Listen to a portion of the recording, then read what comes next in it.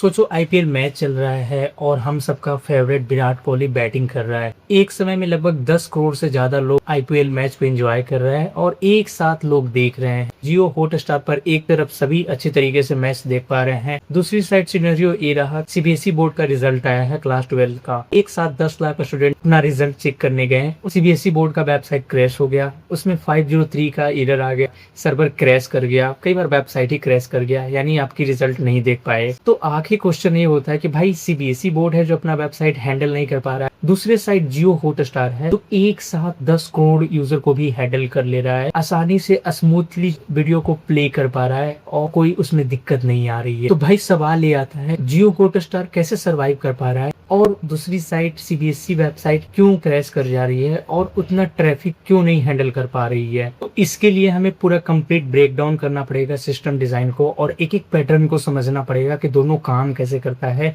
और कैसे हम सर्वर को स्केलेबल बना सकते हैं। सिस्टम डिजाइन के अंदर में हम ये सीखेंगे load balancer, server, database, CDN, catching and scaling. ये सारा चीज सिस्टम डिजाइन का पार्ट है। इस वीडियो को कंप्लीट देख लेते हो और सिस्टम डिजाइन के बेसिक कंसेप्ट को पकड़ लेते हो तो इंटरव्यूअर तय करेगा कि आपको 5 लाख का पैकेज देना है या फिर 50 लाख का पैकेज देना है। इस वीडियो में मैं पूरा ब्रेक डाउन करूंगा, कंप्लीट आपको बताऊंगा किस तरीके से दोनों चीजें काम करती है और कैसे हम दोनों को बचा सकते हैं। तो सबसे पहले मैं कुछ मिथ को ब्रेक डाउन करता हूँ। काफी लोगों को मन में कुछ डाउट्स होंगे ये दोनों को लेकर।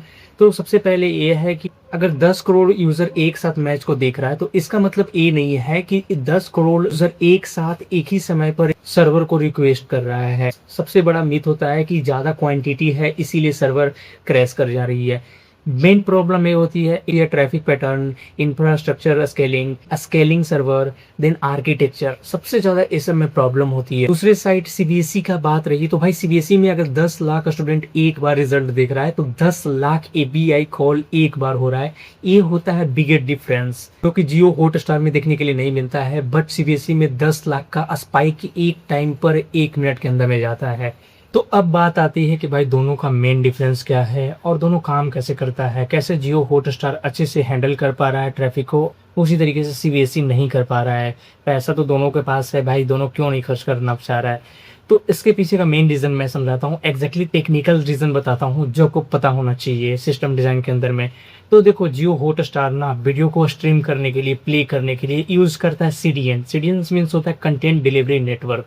इसमें होता क्या है ना, हर एक सर्वर को डिवाइड कर देता है। यानी कि अगर मैं आपको एक एग्जांपल समझाऊं, जैसे इंडिया के अंदर में ना 10 करोड़ यूजर एक साथ वीडियोस देख रहे हैं जो कि लाइव स्ट्रीम पर आसानी से होती है, मतलब कोई मैच वगैरह चल रहा है तो इजिली हो जाता है। तो भाई इसके अंदर में 10 करोड़ तो भाई एक ही जगह से तो नहीं देख रहा होगा, एक ही घर पर से बैठकर तो नहीं देख रहा होगा, या फिर एक ही सिटी से तो नहीं देख रहा होगा। ऐसा तो चांस कम है कि एक सिटी से देख रहा होगा, मल्टीपल सिटीज से, मल्टीपल स्टेट से देख रहा होगा। मान के चलो कोई चेन्नई से देख रहा है, कोई मुंबई से देख रहा है, कोई जयपुर राजस्थान, कोई दिल्ली से देख रहा है, कोई उत्तराखंड से देख रहा है, कोई नॉर्थ ईस्ट से देख रहा है। तो ऐसे कर करके लोग देखते हैं वीडियोस, ठीक है। तो इसमें क्या होता है ना कि सीडीएन मीन्स क्या होता है, कंटेंट डिलीवरी नेटवर्क। यानी कि जहां से देख रहे हैं, लाइक कोई चेन्नई से देख रहा है तो चेन्नई के सर्वर के पास में ही हॉटस्टार अपना एक छोटा सा सर्वर डाल देता है जो कि चेन्नई के जितने भी लोग होंगे ना, नियर आस पास होंगे, सभी को वहीं पर रिक्वेस्ट भेजेगा। फिर से मैं समझाता हूँ, जैसे अगर दिल्ली के अंदर में आप मैच देख रहे हो अपना फोन के ऊपर में, जियो हॉटस्टार के ऊपर में, अगर आपका नेटवर्क जैसे ही मैच चालू करते हो तो भाई आपका एपीआई कॉल जाता है मेन सर्वर के पास। तो मेन सर्वर अगर मान के चलो रखा हुआ है यूएसए में, तो यार यूएस में जाएगा, टाइम लगेगा आपको, फिर वीडियो बफर करने लगेंगे। तो यार ऐसे तो आप छोड़ के भाग जाओगे कि यार क्या ये बना दिए हो। तो इसी के लिए ना यहाँ पर यूज करता है कि आपको वहां जाने की जरूरत नहीं, आपका रिक्वेस्ट ना दिल्ली का ही सर्वर के ऊपर में सेट कर देगा, मतलब भेज देगा।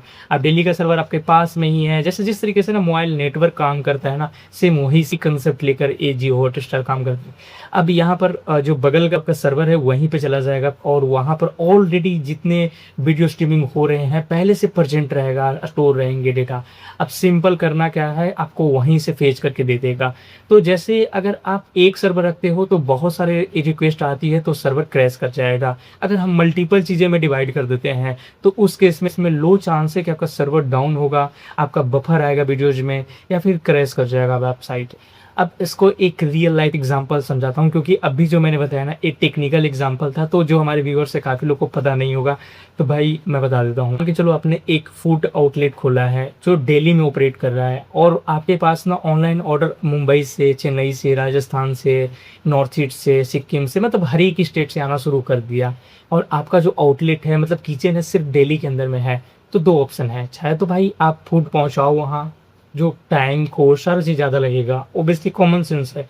और दूसरा ऑप्शन ये है कि आप उसको पास में ही स्टोर ओपन कर लो, और पास में ही आप जो नियरेस्ट स्टोर है उसी से उसको डिलीवर कर दो। क्या होगा, आपका जो कस्टमर बेस है वो भी बना रहेगा कि उसका सामान मिल गया भाई, और दूसरा बात है कि ट्रस्ट भी रहेगा। तीसरा बात यह है कि भाई लोड भी नहीं पड़ेगा ज़्यादा स्टाफ के ऊपर में। अगर एक ही सर्वर से लेकर देते हो या एक ही आउटलेट से पहुँचाते हो तो टाइमिंग, कॉस्ट, डिलीवरी, हर एक चीज़ के ऊपर में लोड बढ़ जाएगा।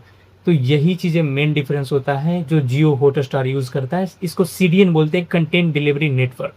अब इसका रिजल्ट क्या होगा, लेटेंसी कम होगा और सर्वर पर लोड कम पड़ेगा। आपको आर्किटेक्चर समझा देता हूँ कि काम कैसे करता है। जैसे यूज़र आया, हम यूज़र हैं, एज ए यूज़र गया, देन हमारे पास सबसे पहला रिक्वेस्ट जाएगा जो सीडीएन के पास जाएगा, कंटेंट डिलीवरी नेटवर्क के पास। उसके बाद वहाँ जाएगा लोड बैलेंसर होता है जो सिस्टम डिज़ाइन का पार्ट है। लोड बैलेंसर क्या करता है कि डिवाइड कर देगा सर्वर को, यानी कि आपको कौन सा सर्वर में डेडिकेटेड करना है ना, कौन सा सर्वर में आपकी रिक्वेस्ट को फेच कराना है नियरेस्ट सर्वर में, वो लोड बैलेंसर का काम है उसको वहां तक पहुंचाना। उसके बाद आपका रिक्वेस्ट है ऐप सर्वर के पास जाएगा, जहां से मेन वीडियो का स्ट्रीमिंग हो रही है वहां से उठाकर लाएगा, देन कैचिंग मेमोरी के अंदर में आएगा और डेटाबेस से आपको फेच करके मिल जाएगा। ये रहा आर्किटेक्चर जिस तरीके से ये काम करता है। अब थोड़ा सा मैं आपको लोड बैलेंसर डिटेल में समझा देता हूँ 1 मिनट के अंदर में।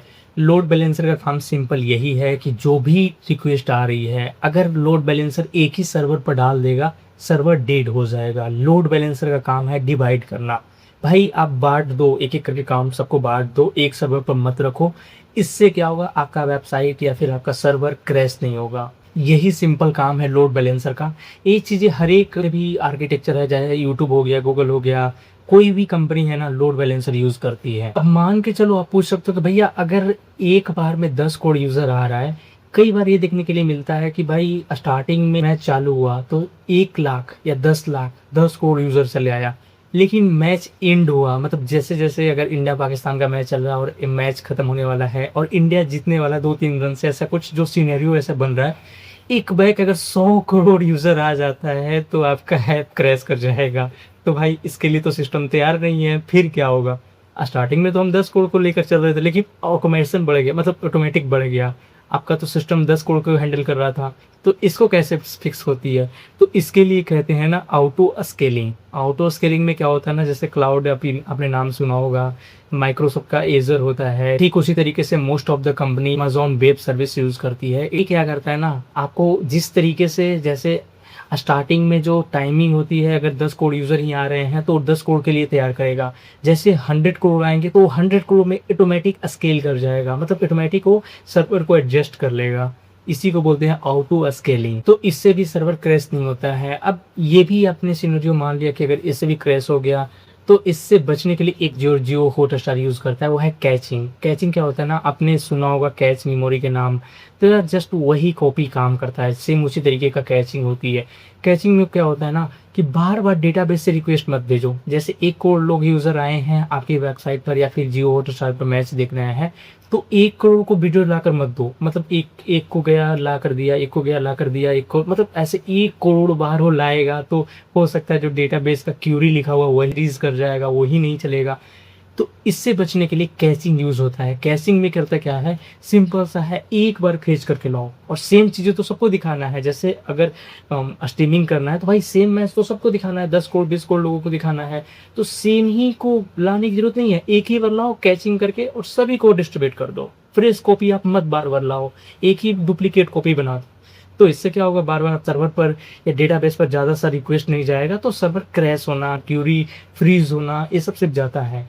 तो यही मेन रीजन है जो जियो हॉटस्टार यूज करता है। अब मैं बताऊंगा सीबीएसई क्या यूज करता है। भाई CBS mostly website 99% website crash क्यों। तो गाइस अब दूसरी साइड आ जाते हैं, वो है सीबीएसई वेबसाइट क्रैश होने का मेन रीजन क्या क्या है, वो मैं आपको डिस्कस करने वाला हूँ। सबसे पहला जो मेन रीजन ये है ना, वो है सडनली ट्रैफिक स्पाइक करना। आपने देखा होगा कि सीबीएसई रिजल्ट अनाउंस करती है, उससे पहले डेट शीट डालती है और टाइमिंग भी एग्जैक्टली देती है कि जैसे 12 तारीख को एग्जैक्टली 12 बजे या फिर 1 बजे 2 बजे दिन को वो रिलीज करेगा रिजल्ट। तो इससे क्या होगा, हर एक बच्चा सीबीएसई वेबसाइट पर चला जाएगा, 10 मिनट पहले 1 घंटा पहले भी चला जाएगा और सीबीएसई वेबसाइट को बार बार रिफ्रेश करते रहेगा, लॉगिन करेगा, बार बार रिफ्रेश करेगा।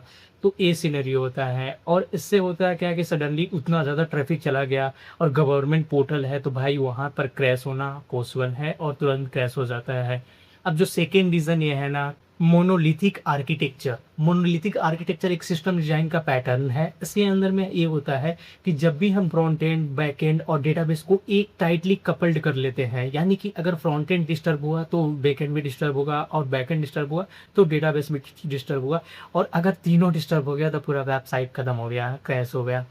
तो एक गवर्नमेंट वेबसाइट में होती है जो आमतौर पर ओल्डर वर्जन में होता है और अभी भी गवर्नमेंट इसको सुधार कर रहा है, तो इसकी वजह से भी क्रैश होने का संभावना ज्यादा होता है। इसमें प्रॉब्लम है सिंगल डेटाबेस बोटलनेक। इसमें होता क्या है ना कि जब भी वेबसाइट के ऊपर में यूजर आता है, स्टूडेंट आता है, अपना roll number, date of birth और स्कूल कोड जैसे ही इंटर करता है, वैसे ही रिक्वेस्ट है जो डायरेक्ट चली जाती है सीबीएसई का जो डेटाबेस का क्यूरी है वहां पर चले जाता है। अब सोचो एक साथ 10 लाख स्टूडेंट अगर एक डेटाबेस को सर्च करेगा, ओबियसली बात है भाई बार बार डेटा लाना, बार बार डेटा लाना, मतलब वो क्रैश होगा ही होगा। तो ये रीजन है और इसमें सुधारने के लिए से तो सीबीएसई बोलती है कि हमारी वेबसाइट डायनेमिक है, लेकिन इन द रियलिटी बैकएंड का जो प्रोसेस है ना वो सारा चीज़ इसका स्टैटिक्स है। डायनेमिक स्टैटिक्स क्या होता है, अगर ये नहीं पता है तो भाई गूगल कर लेना, क्योंकि इसमें होता क्या है ना कि डायनेमिक में कैचिंग होती है जिसकी वजह से डेटाबेस पर लोड कम पड़ता है और डेटाबेस जल्दी जल्दी फेच कर पाता है डेटा को।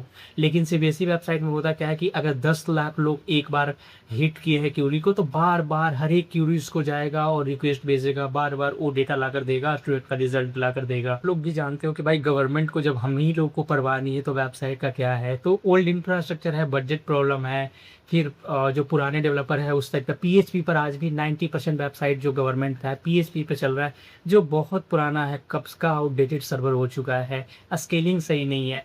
तो इसी वजह से जितने भी गवर्नमेंट पोर्टल होते हैं ना, मोस्टली सीबीएसई लाइक वेबसाइट जो भी आपका डेटा लाती है वो ओल्ड इंफ्रास्ट्रक्चर का यूज़ करती है, इसीलिए वेबसाइट स्लो होता है।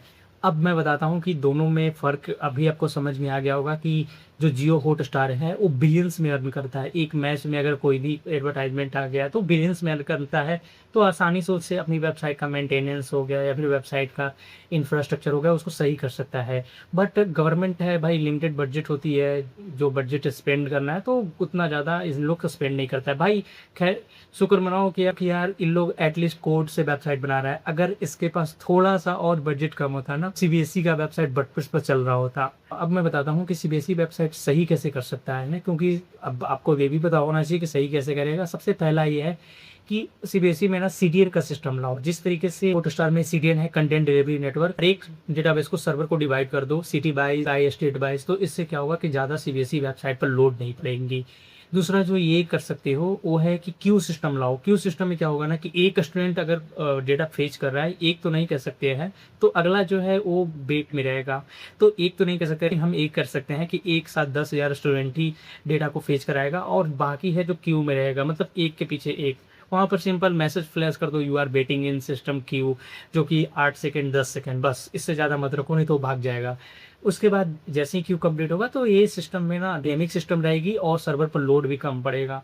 तो ये भी सिस्टम है जो आप सुधार सकते हो। सीबीएसई से एडमिनिस्ट्रेटिव वगैरह देख रहा है वीडियोस तो समझ लो कि ये सब भी करोगे तो काफ़ी हद तक आपका सर्वर सुधर जाएगा। बाद ऑटो स्केलिंग वगैरह यूज़ कर सकते हो वेबसाइट को सुधारने के लिए, तो ये भी आपके लिए अच्छा रहेगा अगर सीबीएसई वेबसाइट यूज़ करेगा। उसके बाद इसके अंदर में आप डिप्लॉय कर लो क्लाउड के ऊपर में, तो आपकी वेबसाइट काफ़ी हद तक सुधर जाएगी। क्रैश तो ऐसा नहीं कि फेलियर हो सकता है, टेक्निकली चीज़ें हैं तो भाई फेल होंगे, बट अगर आप उसको सही से यूज़ करोगे, आज के समय में मॉडर्न में एआई आ चुका है उसको भी इंटीग्रेट कर लोगे, तो रिपोर्ट जनरेट कर करके देते रहेगा कि कैसे आपको डिवाइड करना है। तो सीबीएसई वेबसाइट ऐसे करके सही हो सकता है और मैं बता दिया यही मेन तरीके हैं जिसको सही से किया जा सकता है। अगर आप सॉफ्टवेयर इंजीनियर बनना चाहते हो तो आपके लिए सिर्फ कोडिंग ही एक चैलेंज नहीं होता है, इसके अंदर में सिस्टम डिज़ाइन कैसे करना है, एक एप्लीकेशन को स्केलेबल कैसे बनाना है, देन डेटाबेस फेल हो जाता है, लोड बैलेंसर कैसे यूज़ कर, कैचे के ऊपर में कैसे काम करना है। इन द रियल वर्ल्ड में आप प्रॉब्लम सॉल्व करते हो ना, तो कोडिंग नहीं करते हो, कोडिंग तो यहीं से करा लेते हो। लेकिन मेन जो प्रॉब्लम होती है ना, सिस्टम डिज़ाइन अगर करना सीख जाते हो तो आप बीन हो जाते हो, अपना सर्वर को, सॉफ्टवेयर को अच्छे बना सकते हो। तो सॉफ्टवेयर इंजीनियरिंग का मेन मकसद ये है ना कि सिस्टम अच्छे करना, प्रॉब्लम सॉल्व करना, लो कॉस्ट में अच्छे प्रोडक्टिविटी ला कर देना, तो वो एक अच्छी इंजीनियर का पहचान होता है। जितना ज़्यादा अच्छे आर्किटेक्चर बना पाओगे ना, उतना अच्छा आपको कंपनी पे करती है। आई होप आप लोगों को वीडियो पसंद आई हो। वीडियो पसंद, वीडियो को लाइक करो, चैनल पर नए हो चैनल को सब्सक्राइब करो। कोई भी डाउट हो, कन्फ्यूजन हो, कमेंट सेक्शन में बता सकते हो कि और आप क्या-क्या इसमें एडिशन करना चाहते हो सीबीएसई वेबसाइट को सही करने के लिए। और दोनों को कंपैरिज़न कैसा लगा? भाई मैंने दोनों को कंपेयर कर दिया, प्रॉब्लम बता दिया, सॉल्यूशन बता दिया। अगर कोई सीबीएसई का एडमिनिस्ट्रेटिव इस वीडियो को देख रहा है तो एक बार देखो, वेबसाइट को सही करो, क्योंकि आज हम 2026 की एरा में जी रहे हैं और विकसित भारत के करीब जा रहे हैं। तो इसको सही करना हमारी ज़िम्मेवारी है, तभी जाकर वेबसाइट सुधरेगी और स्टूडेंट अपना रिज़ल्ट एक बार में देख पाएँगे।